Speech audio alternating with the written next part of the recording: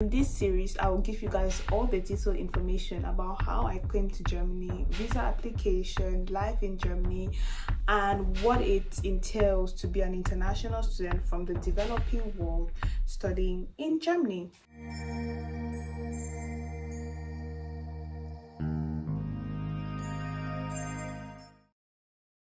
Hi guys, welcome back to my channel. My name is Clotilda. You can call me C. If you're new, welcome to my channel. I hope my vibe, my energy, my cruise will make you stay and I'll be able to catch you so you will subscribe. If you're not new, you know what it is. You actually do know what it is. I am starting this series called Surviving Germany, the International Student Chronicles. So the chronicles of an international student studying in Germany.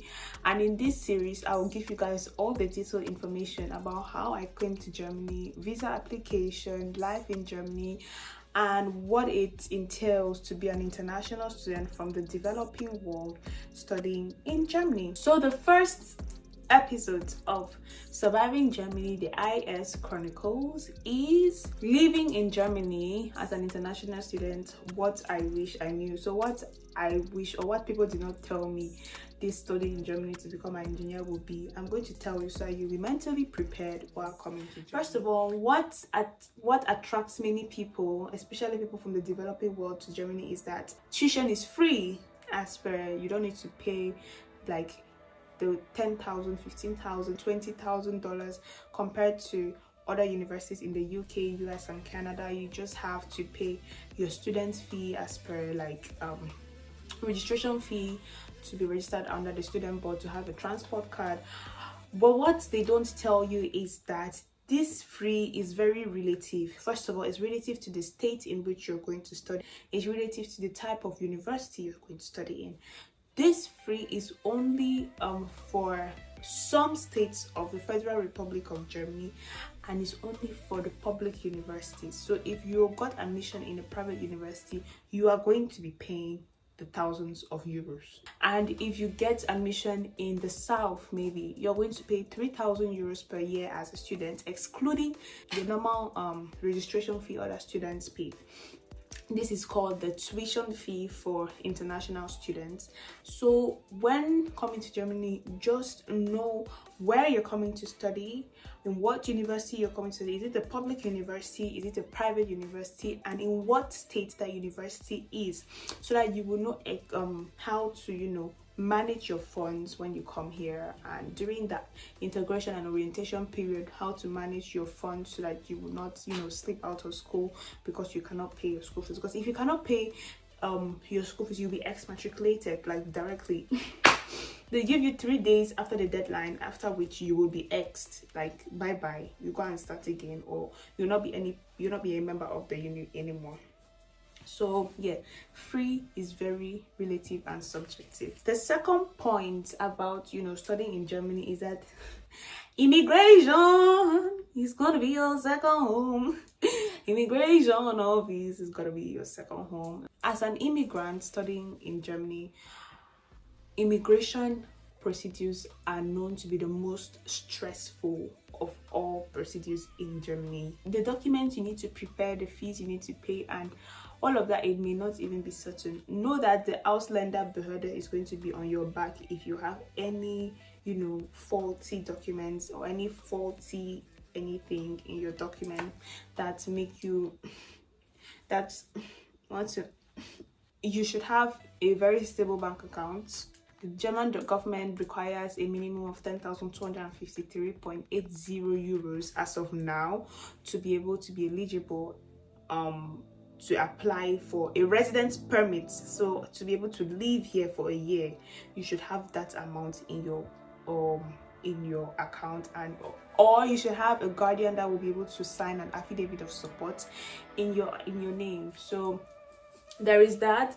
And if you're studying here, know that even the immigration office will follow your educational process.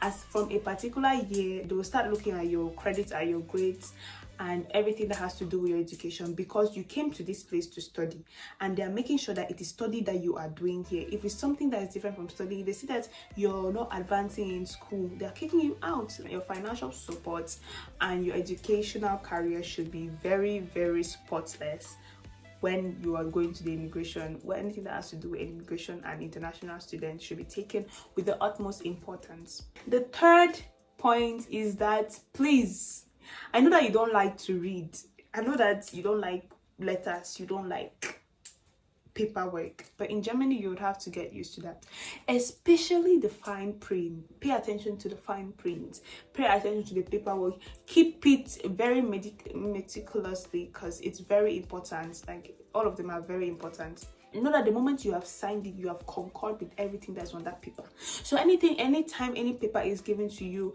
any document is given to you to be signed, anything that needs your approval, read it properly. If you don't understand it, go and give a lawyer. The lawyer will read it and make you understand it, or give somebody that understands German so that the person can read it and be able to translate to you. Don't sign what you don't know in Germany. Don't sign what you don't know. You can be selling your life, I don't know. Like, all jokes aside, it is very important to know what you are signing in this country. Very, very, very, very, very important. The fourth thing, this one is paining me to say it, but the university is not your friend.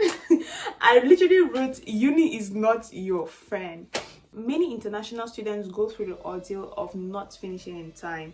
So you can start together in 2020 and you guys finish at different period. I can finish in 2023, another person can finish in 2027, another person can finish in 2026. And all of this is because the educational background is very different. Like, you know, us in Africa, they teach us, for example, let me give an example with Kepler's laws. They will ask you what is Kepler, so you have to state the law and state the formula. Here, you will never see an exam in Germany, especially if you're an engineering student.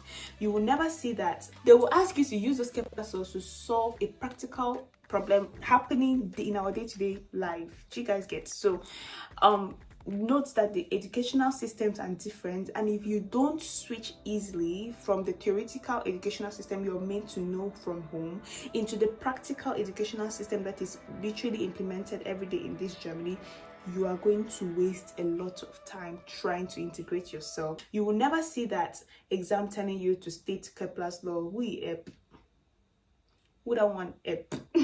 You have to sit up and sit straight, like it is a back-to-back something. So if you don't sit up, like if you're not swift, smart and accurate, you are going to lose track of time.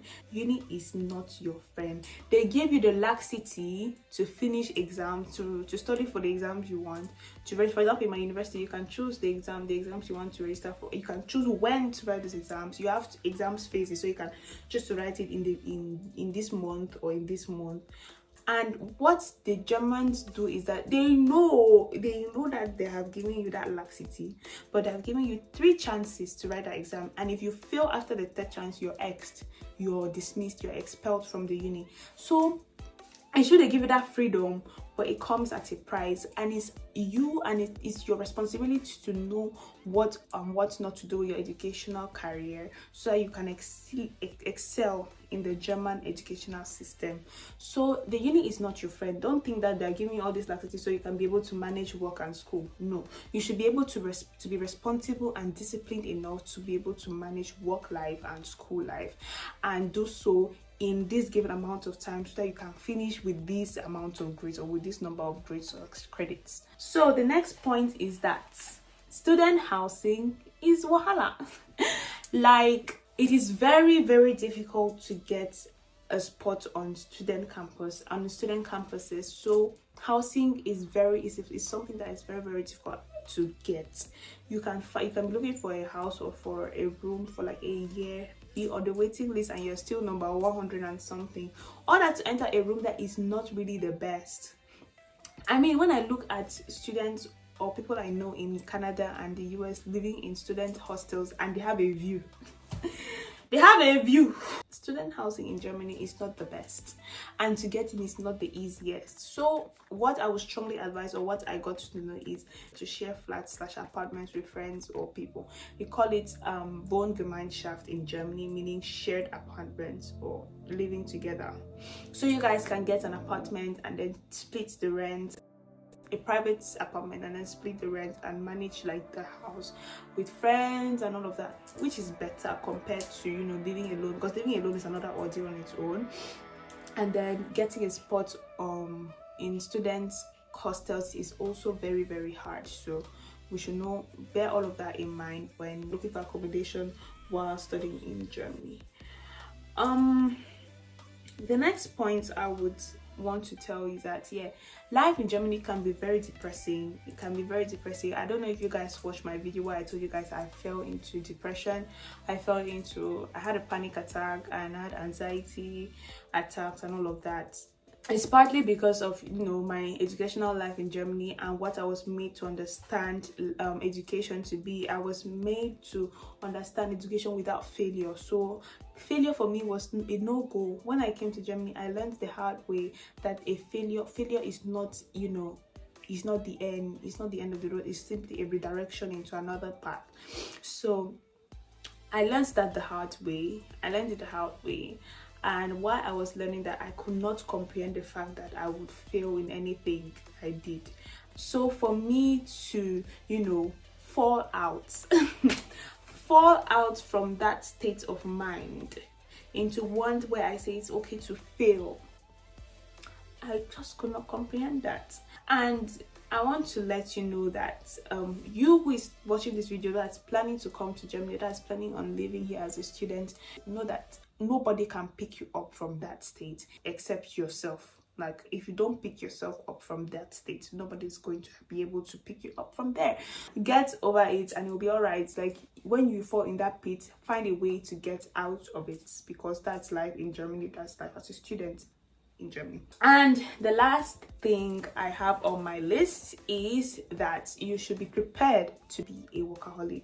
Not that you will be a workaholic, but you should have workaholic tendencies. Know that you have to set your goals and attain them, because if you don't set them and if you don't attain them, they will just pile up. They will not disappear. They will pile up and they are going to haunt you tomorrow. So learn to be organized, learn to, you know, be disciplined. Like, if anything, one of the most important things about surviving Germany and all of its wahala is discipline, self-discipline. If you're not disciplined, you're not going to survive this journey.